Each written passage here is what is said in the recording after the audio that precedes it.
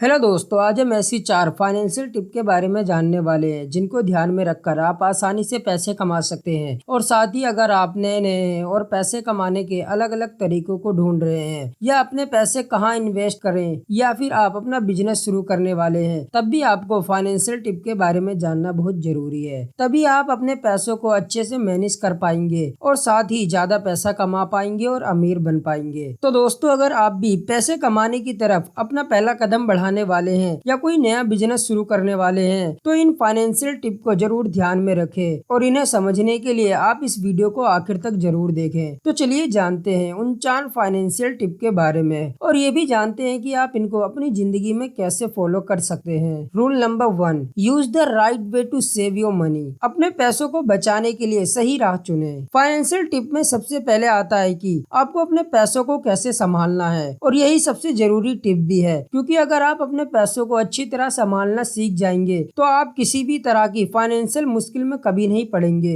इसलिए आपको अपने पैसों को संभाल कर रखना बहुत जरूरी है, जिसके लिए आपको हर महीने बचत करना भी जरूरी है, क्योंकि जब आप अपने पैसों की बचत करेंगे तभी आप उन पैसों को किसी अच्छी जगह पर इन्वेस्ट कर पाएंगे। लेकिन अगर आप बचत ही नहीं कर पाएंगे तो आपके पास इन्वेस्ट करने के लिए और अपने लिए आगे कुछ करने के लिए पैसे ही नहीं होंगे। इसलिए दोस्तों, सेविंग करना बहुत जरूरी है। इसके लिए आप ऐसा कर सकते हैं कि हर महीने आपको जितनी इनकम होती है उसमें से कम 10% बचाने की कोशिश करें और उन 10% को बचाने के लिए आप पैसे आते ही उसमें से पहले ही 10% अलग करके रख लें और उसके बाद जितने पैसे बचे उसे आप खर्च करें। ऐसा करने से आप कम से कम वो 10% तो बचा पाएंगे और अगर आप किसी महीने इससे ज्यादा भी बचा पाए तो ये और भी अच्छा रहेगा। इसके अलावा आप अपना हर महीने का एक बजट भी बना सकते हैं, जिसमें आप एक तरफ अपनी इनकम को लिख सकते हैं और एक तरफ अपने सभी खर्चे को, और उसके बाद अपने खर्चे को इस हिसाब से कर सकते हैं जिससे आपके खर्चे आपकी इनकम से ज्यादा ना हो। दोस्तों, अगर आप भी इन सभी नियमों को अपनाएंगे तो आप भी आसानी से अपने पैसों को अच्छी तरीके से मैनेज कर पाएंगे और साथ ही उनको बचा भी पाएंगे।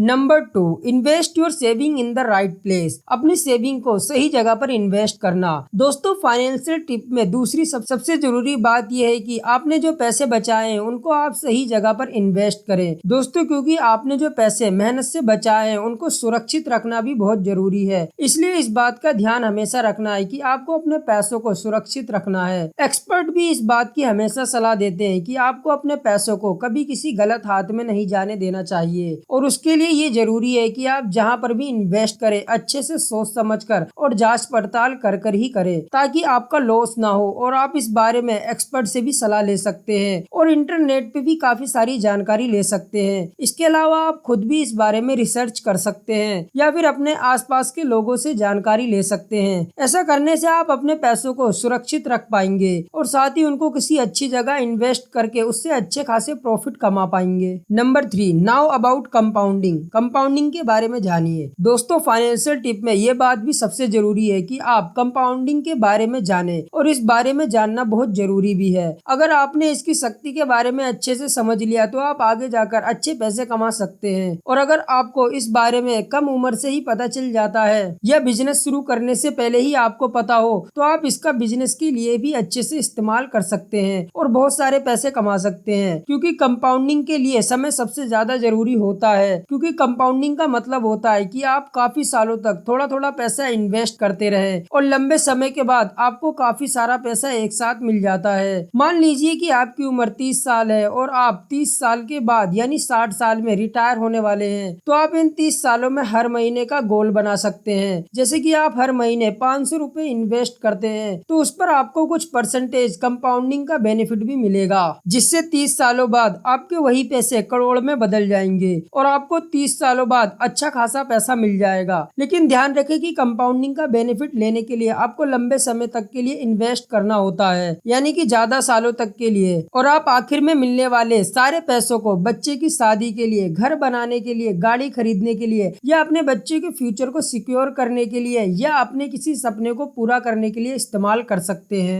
Number 4, learning about different type of income. Income के अलग अलग तरीकों के बारे में जानना। दोस्तों, ये भी फाइनेंशियल टिप की सबसे जरूरी बात है कि आपको इनकम के अलग अलग तरीकों के बारे में पता होना चाहिए, तभी आप लाइफ में आगे बढ़ पाएंगे और ज्यादा पैसा कमा पाएंगे। तो हम आपको बताना चाहते हैं कि इनकम के 3 तरीके होते हैं। Number number 1, active income. ये एक ऐसी इनकम होती है जिसके लिए आपको लगातार काम करना पड़ता है और काम की जगह मौजूद होना होता है और उससे आपको इनकम मिलती है। जैसे किसी जगह नौकरी करना या अकेले अपना बिजनेस शुरू करना, इससे जो कमाई होती है वो आपकी एक्टिव इनकम में आती है। Number 2, passive income. Passive income वो होती है जहां आपको मौजूद होना जरूरी नहीं होता है और आपको इनकम मिलती रहती है। इसके लिए आपने नीचे एक सिस्टम बनाया होता है जो आपके लिए काम करता है, जैसे वेबसाइट या ब्लॉग से मिलने वाली इनकम या किराए से मिलने वाले पैसे या ऐसा बिजनेस जिसमें आपके नीचे लोग आपके लिए काम कर रहे हो। Number 3, portfolio income. ये ऐसी इनकम है जो आपको कहीं पैसे इन्वेस्ट करने से मिलती है, जैसे कि स्टॉक, म्यूचुअल फंड या बैंक में डिपॉजिट से मिलने वाले पैसे। तो दोस्तों ये थे वो 3 तरीके जिनसे आपको इनकम मिल सकती है। तो आपको इन तीनों तरीकों के बारे में ज्यादा से ज्यादा जानकारी लेना चाहिए, क्योंकि जब आपको इनके बारे में अच्छे से पता होगा तो आप पहले से ही सोच सकते हैं कि आपको किस तरीके से इनकम चाहिए और इस हिसाब से अपनी सेविंग करके इन्वेस्ट कर सकते हैं और पैसा कमा सकते हैं। तो दोस्तों ये थी हमारी आज की वीडियो। आई होप आपको पसंद आई होगी, तो इसे एक लाइक करके चैनल को सब्सक्राइब करना ना भूलें।